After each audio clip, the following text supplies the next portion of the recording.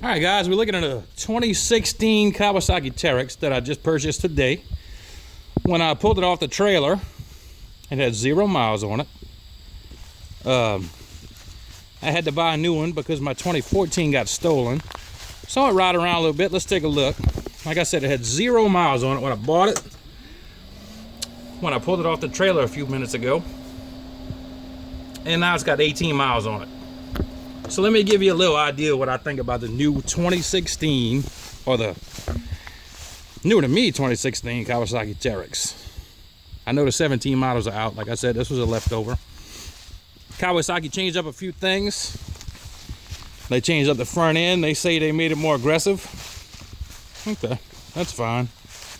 I kind of like the way the old hood flipped all the way up, and this one doesn't. I kind of missed that. They say they revived the shocks on them, the Fox Podium shocks. And so far, with 18 miles on it, I gotta tell you, I think this one rides better than my other one did. I think I'll go ahead and buy that one. They changed the steering wheel. They went with a thicker, rubberized steering wheel, which feels really good. But the actual power steering itself, I think, was a bit smoother in my 14 model. Now, my 14 did have a 2-inch high lifter lift on it, and I had 30-inch silverbacks on it, which I'm sure these will be coming soon. So to say it felt like it had more power, yeah, it felt like it had more power because it's got smaller tires on it, and that makes sense, right? But it's a Kawasaki. It's Kawasaki tough, and that's why I went with another one. It's hard to beat a 3-year warranty. That's a good machine. And personally, I much prefer this white than that blue that my 2014 was. So I had them install a top on it. My other one had a top. And I actually had them install a Pro Vantage 3500 Warn winch, which my older one didn't have. And I hope the 35 is plenty, but we'll see. We'll see.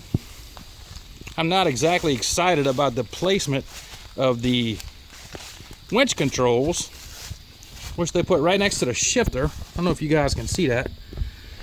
They put it right next to the shifter, right here. The plug to actually plug in the remote is right up against the center console.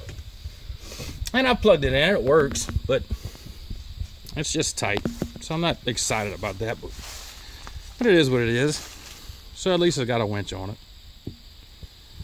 But there's a look. There's my first thoughts. After 18 miles of driving, if I had a Teryx already, I would not go trade it in for one. But if I was in the market, the Teryx, in my opinion, if you're not running sand dunes, mind you, it's just about the best bike out there. I looked at the Can-Ams, I looked at the Razors. I needed something that had enough bed, I like the lift bed.